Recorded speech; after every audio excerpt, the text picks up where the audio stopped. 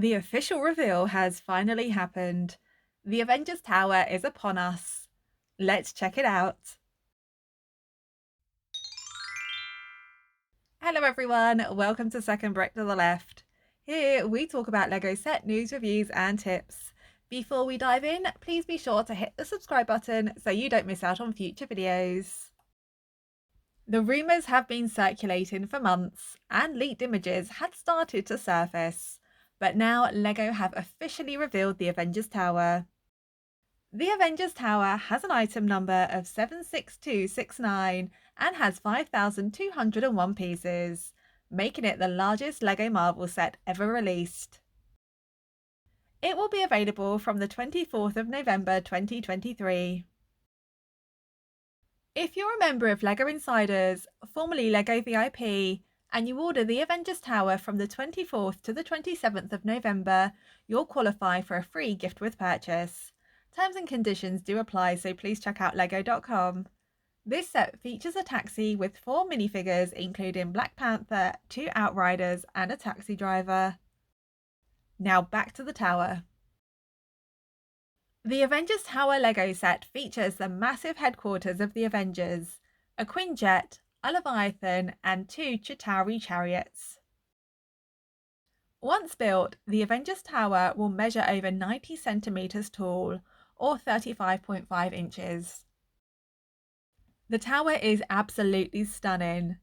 It's covered in transparent pieces as you'd expect any New York skyscraper to be, but the transparent blue pieces are striking, and those, coupled with the Avengers logo, makes this set instantly identifiable. It's over 6 stories tall, and each level showcases a different part of the headquarters. The ground floor features a sidewalk with a very nice Battle of New York memorial plaque.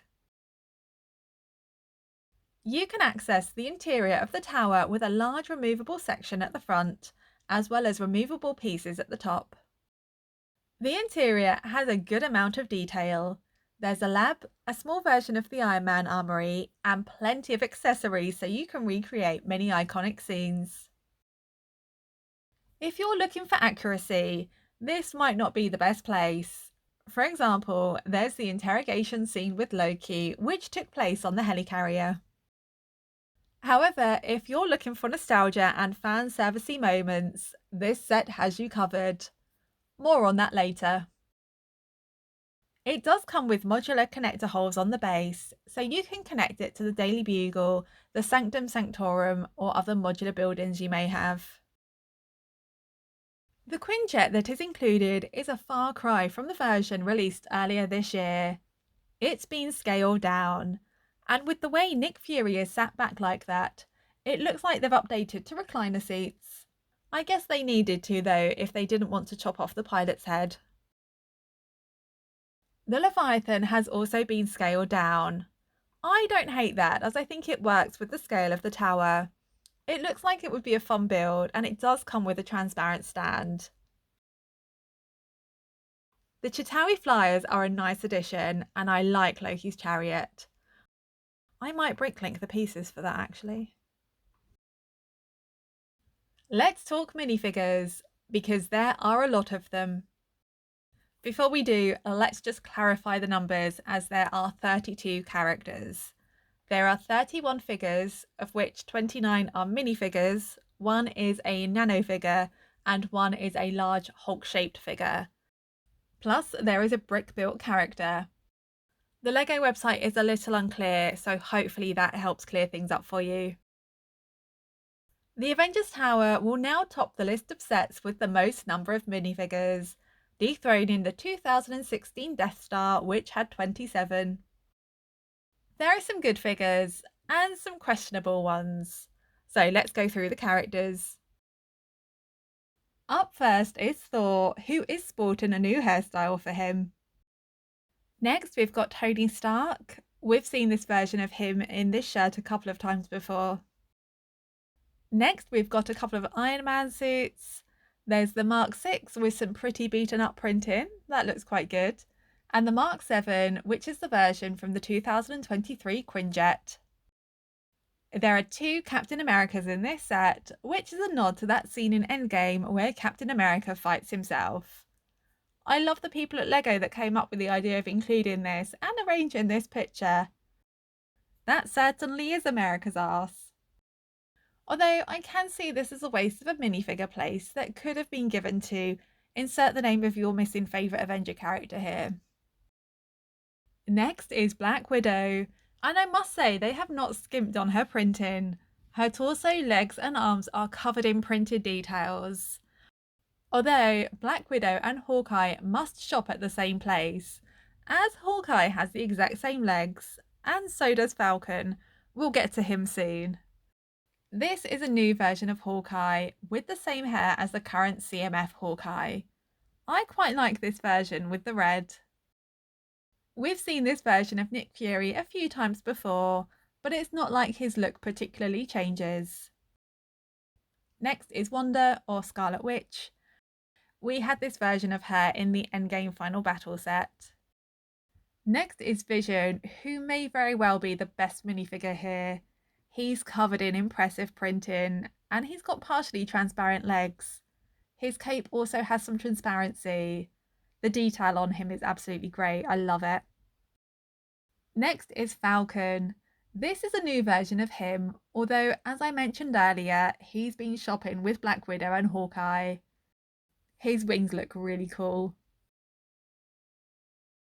Next we've got War Machine. This does look like the same printing as the Iron Man Armory set. Next is Wong. This is the same Wong as in the Sanctum Sanctorum set. I'm surprised to see him here and not Doctor Strange. Next up is the Wasp.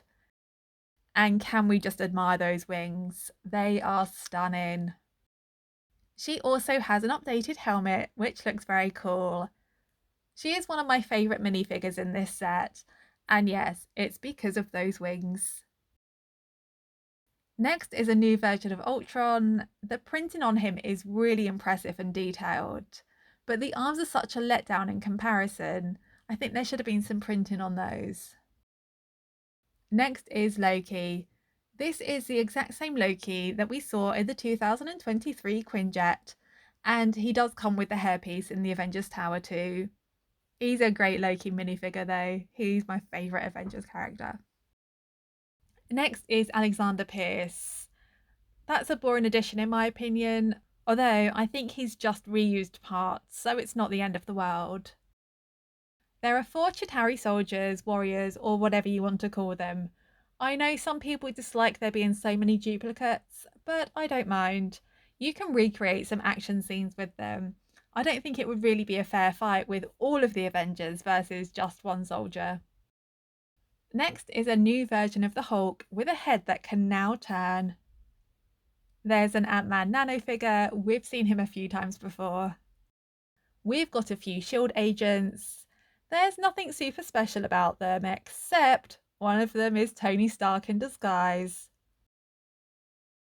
Next, we've got Eric Selvig, another boring addition of reused parts. There's Pepper Potts. We've seen her in this outfit before, but why does she have that colour hair? Is she not always blonde in the MCU? And next is Dr. Cho. This is the first time we're seeing this character as a minifigure, and I quite like it. There is a single brick-built character, the robot arm dummy. I don't hate it. And finally, the last minifigure is Kevin Feige, president of Marvel Studios. Quick, say something nice. Okay, if this was 4 years ago and Endgame had just come out, yeah, cool, Kevin Feige, well done, love that. But after phase 4 and 5, yeah, I don't want this minifigure. Plus, I know this is an old record that keeps being played by everyone, but still no Stan Lee minifigure. Kevin Feige, but not Stan Lee. That just feels weird. Okay, how do you feel about the inclusion of a Kevin Feige minifigure? Let me know your thoughts in the comments. And if you're going to get this set, will you keep him as Kevin Feige, or are you going to steal his hat and put it on another minifigure in your collection? I don't hate the hat, I quite like it. Overall, the minifigures in this set are good. I feel there is quantity over quality though. There's a lot of repeats from older sets and some duplication within the set itself. I would have liked to have seen Coulson here too. I binge watched Agents of S.H.I.E.L.D. during one of the lockdowns. That was fun. I feel like some of the characters could have gotten some leg printing, especially in a set this expensive. However, there are some really standout figures in this set, like Vision, and the Wasp's wings. I love those so much. Let me know your thoughts about the minifigures in the comments. We can't not talk about the price because it's not cheap. In the UK, this will cost £429.99. In the US, it'll be $499.99. And in parts of Europe, it'll be €499.99. This puts it at a similar price point to Rivendell and the Hogwarts Express Collector's Edition. But if you're a Marvel fan, do you care? It's an expensive set, but I don't think it's overpriced for what you get.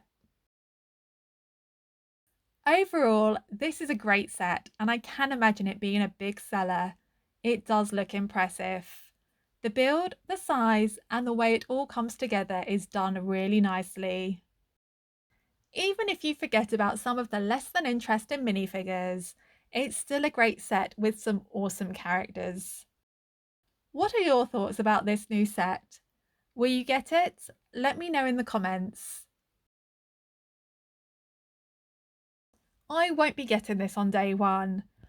I'm a bit lukewarm on the MCU at the moment, but I keep meaning to rewatch the movies from the start. And I just know that when I do, I'll reach a point where I'll be like, I'm going to buy the Lego Avengers Tower right now. Well, that's all for today. Thank you so much for watching. If you enjoyed this video, please leave a like and subscribe for more Lego content. Enjoy the rest of your day. Bye!